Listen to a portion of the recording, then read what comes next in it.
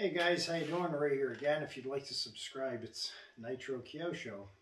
Well, I know you guys have been asking a lot for helicopter videos to return, so here we are. I did enjoy putting out all the guitar videos throughout the winter here in New England, but it's spring. We have warm weather.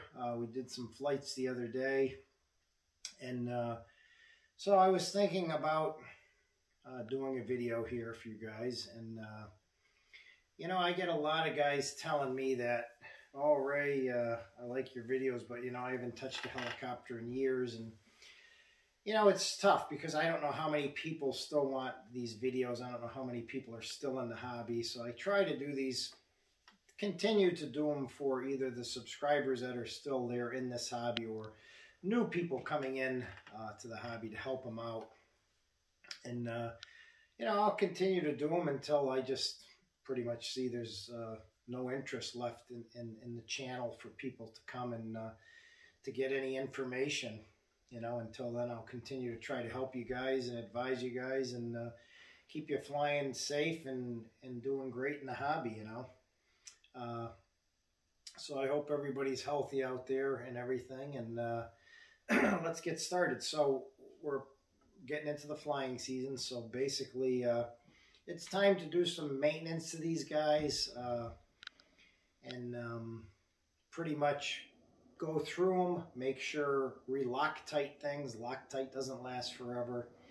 One thing I always like to do is the swash plate, re-Loctite all the connections that are on there, even you know, double check the tail is very important, your skids, you know, frame screws, just to make sure everything is right and tight.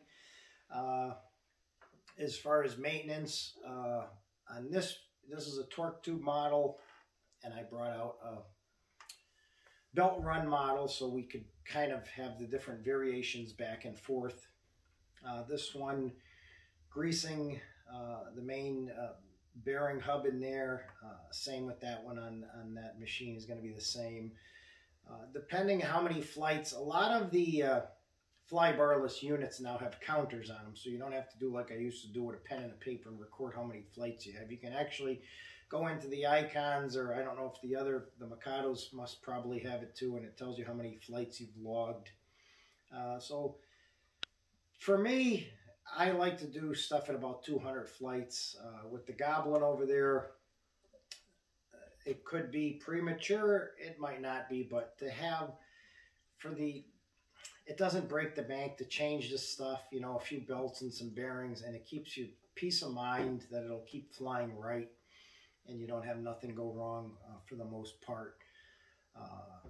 So I like to do the motor belt, the tail belt, all the bearings in the main head, new dampeners in the head and the tail, bearings in the tail. Goblin provides very large, oversized bearings for these smaller machines. I think this shares the same as like a 500 Goblin, the same size bearings. And once again, Loctiting, double checking your swash plate. Feathering shaft is a very important one. You don't want these things flying apart in midair, guys. You can hurt yourself, you can hurt bystanders, you can hurt people just in general, or you know, or damage property. So that's one of the big things with is the maintenance. Keep an eye on, you know, nothing lasts forever. You do have to re-Loctite, you do have to re-grease, you do have to oil, you have to change the bearings to keep these things going really good and flying and good. This one has two bearings, for anyone who knows, that's on the torque tube in here. And I had an issue where in one of my videos, you could actually see last year, kept getting a very bad wag, and I'm like, what happened? What changed? Nothing changed. The fly barless couldn't have changed. What changed to make it do that? I'm beating my head around a little bit, and I said, you know what? I'm going to pull off the tail boom and check it. And one of the bearings had come loose. One was still glued. The other had come loose over time. You know, Stuff doesn't hold forever. And what was happening was part of the torque tube was slapping around in there, and that's what was causing it. So it was an easy fix, and boom, went away. So nothing on these things lasts forever, guys. You can't just fly these for 10 years straight and expect to not do anything. They're like an automobile, your home, your body. You got to maintenance it once in a while. You know, I like to always keep the shafts with a little bit of oil on them before I go out, the tail shaft and the main, which can give you issues of spraying a little bit of oil onto your ball links. So it's a good idea once in a while to pop the ball links off, take a paper towel with some alcohol, clean it, and you'll find a little black residue or a little oil in there, because you don't want them getting too lubed up and ending up popping off in flight or something. So, but at the same time, I don't put a massive amount of oil. I do the swash, keep your swash oil, and just take your finger and rub it, a little bit so it doesn't just drip all over the place. Same thing with this one. Dampeners in the head are important, because if you let the dampeners get really old, you'll start to get that flex, which if you start flying hard, which will eventually give you that slap, where it'll slap, you get a tail boom strike. It's probably more prevalent on the Goblins, because they have a much larger boom back there, the 700s. And I had that happen with my 570, where I actually cut the top of the boom off. There was a big hole in it. And those Goblin blades were strong, because they didn't break or crack, and they kept right on going. But when I had called Goblin, it was because I had to upgrade to the harder dampeners, so that wouldn't happen again, because that could have been a catastrophic failure. But yeah, even the simplest things of your skids, double checking all your Loctite in those. I know those aren't as crucial as other stuff, but on the aligns, these 4 screws here that tighten up the boom, they tend to slightly loosen over so many flights, and they have plastic nylon nuts, so you're not Loctiting those. But most of the time, if you keep an eye on this stuff, guys, you'll be all right. Making sure I like to do these every year too. On Goblin, obviously doesn't have it, but the struts can all the vibration and everything can, jitter that Loctite loose over time.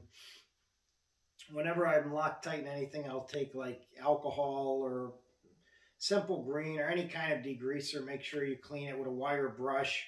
And you never want to overload screws with Loctite. I have a general rule of about the first maybe 3-4 threads, put some blue Loctite, some medium strength. You don't want to put it on the entire screw, because you will strip it trying to get it out. You will play hell trying to get it out. And I know so many people that buy used helicopters and have to drill them and break them and crack them. And so don't overuse the Loctite. If the screw is nice and clean and you put that little bit of Loctite, it will hold. And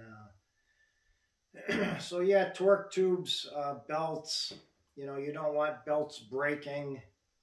That you lose a tail belt doing some crazy maneuver and you can destroy the helicopter. And it's really preventive maintenance. It's cheap maintenance. Some guys will go well over 200 flights. That, in my opinion, 200 is good for me. It also depends how you're flying. If you're sport flying where you're not really going upside down, you're not doing tic-tacs and slamming it around, you're probably going to get a lot longer life out of it. So I think it's overall a judgment call on your own part. You have to use your own head and say, am I beating this helicopter beyond recognition, or am I just cruising around with it, where you might go 4 seasons without ever having to, change dampeners. The dampeners are wearing out when you're slamming it and, you're tic-tocking and all that stuff. That's what's really beating them up. General flying is really not doing much of anything to them, And another thing I see a lot of times too is canopies all smashed up on helicopters, and people are flying with cracked and holes in them and this and that. And everyone says, well, you always got to be anal retention. You got to always have a nice looking shiny canopy. Well, the canopy is really there to serve 2 purposes, guys. One, it's to make it more visible for you to see. And two, it's there really to protect the internal components from getting smashed.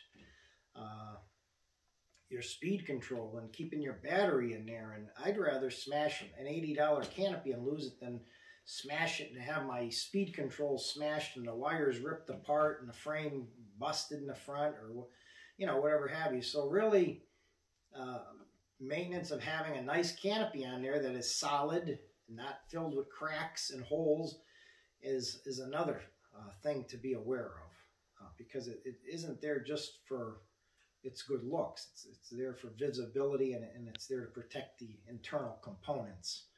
You know, some of the ESC on this is a Hobby Wing 200, and that's like $400 or $500. So I would rather smash this into the ground than actually smash the ESC directly. So be aware of that too. But yeah, keeping everything Loctited. The manuals have all the information of the bearings and the sizes. It's always good to do your tail and the main head block there. This one has a set of bearings on the motor going into where the shaft goes down at the bottom, in between the pinion and the bottom of it. So that's another thing. Making sure your batteries, you want to store those properly. The LiPos, you want to put them in the storage mode if you haven't been using them. When you get them out of storage mode, always be aware when you go to fly for the first time to kind of check them out, because over time I have some batteries from 2015 that are kind of getting pretty beat. They're not puffed, but they're just old and they're tired, and you can tell when they start getting tired when you start abusing the helicopter. And they're, you know, I've almost shut this one off a few times because the batteries were just so beat. So sometimes you got to invest in some new batteries too. If you start seeing batteries puffing up, get rid of them. You don't want those puffing up and popping and lighting on fire, and they could potentially burn your helicopter up. And carbon fiber and fire does not get along. If you're really concerned about that too, there's another thing you can do where you could actually get the metal tape, and you can put the metal tape in there against the frames in case of a fire ever. But generally, those are rare. I mean, unless you're really seeing a puffed up battery and you're putting it in there and you're taking a risk or a chance. And most chances are it's going to happen in the summer when it's very hot, 80 degrees, 90 degrees. If you're out there, that's, you know, when it's really going to happen.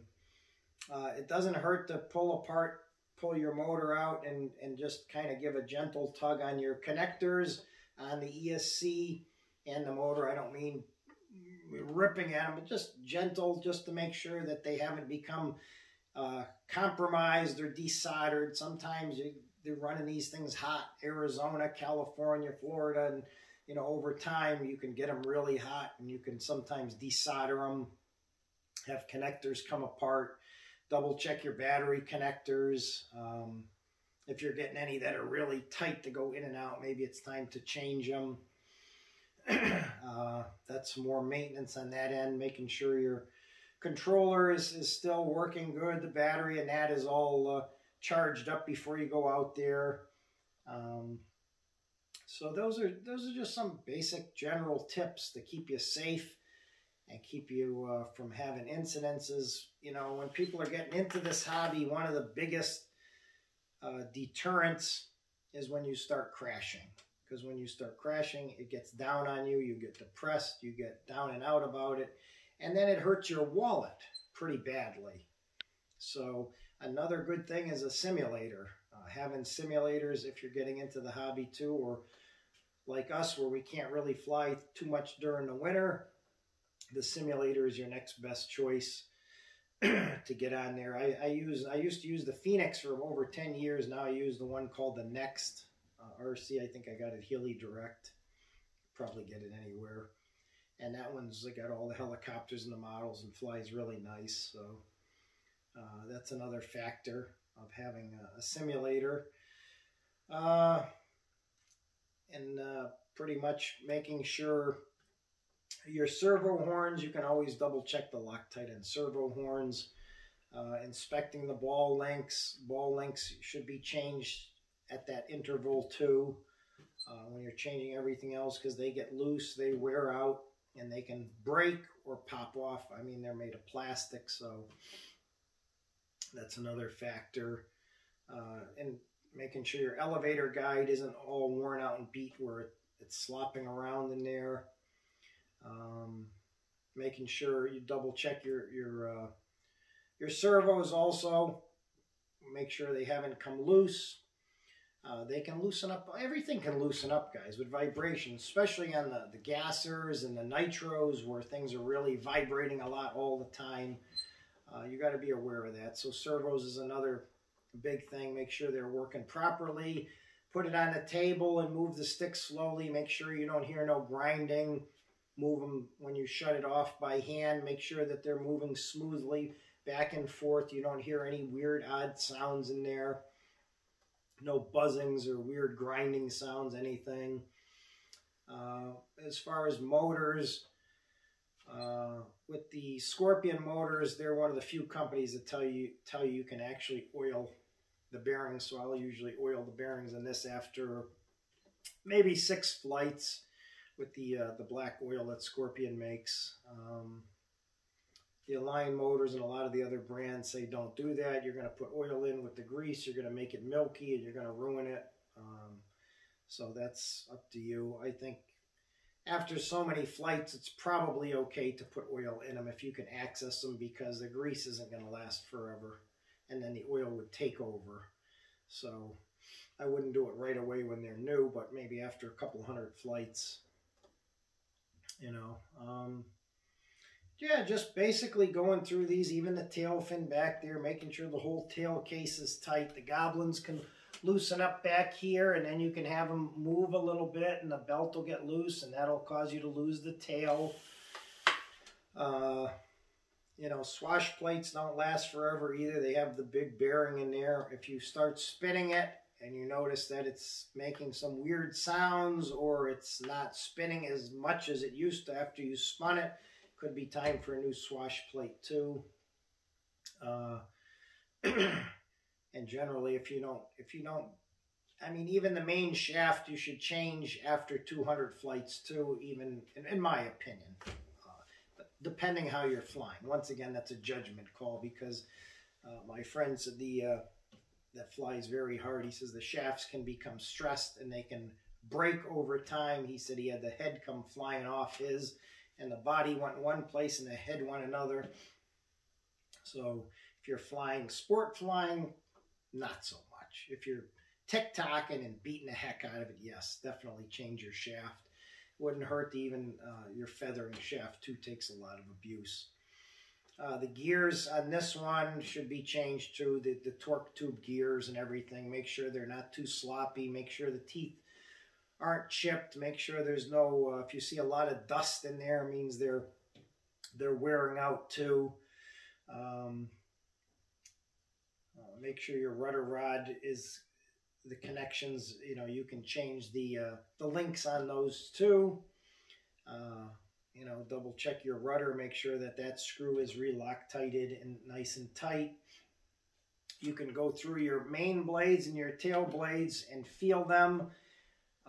If you feel, and it only takes a minute to go like this, to go through to squeeze them and see if you find any soft spots. I had that happen on a set of Goblin carbon fiber tail blades where I was flying it and it was flying a little funny, and I went and put it in the trunk of my car and I started feeling it, and then I noticed the blade was flexing and the foam inside had gone bad. And I think one more flight I would have lost the tail and probably destroyed the helicopter, and God knows how much it would have cost to fix it. So, and that's no slam against Goblin. Stuff that can happen with Align or any other brand. So tail blades, feel them too. Go back and forth, make sure you don't find any spongy parts. You can give them a little bit of flex. And that's another good thing. Any kind of little plasticky tail link parts, double check them. A lot of that stuff is nickel and dime stuff to buy. So it doesn't break the bank. You know, you can inspect the tail fins, make sure if you ever had a crash, there's no cracks or anything. Flying with booms that are nice and in good shape is always a good idea. If you've had boom strikes where you start getting, you know, bends and dings and dents in them, that's kind of a thing, as much of an eyesore as it is. You should sometimes be careful with that too, because you never know when it could actually let go on you. So if it's a severe ding, dent, or bend in it, maybe it's time for a tail boom, which are fairly cheap too when it comes to these. With these, it's more expensive. And you can always go out after it's been sitting all winter too and do a quick radio check. Put the helicopter 100 feet away from you and just go back and make sure it spools up. Make sure your connection is still good and your satellites are working properly. You know, sometimes when you just let stuff sit, guys, it can go bad on you. So, but anyways, that's about it. I'm going to wrap it up. I hope you enjoyed this tutorial, and if I get some good views on this, I will continue to definitely keep making these videos for you guys. So thanks for watching. Stay healthy and have a nice flying season. We'll see you again soon.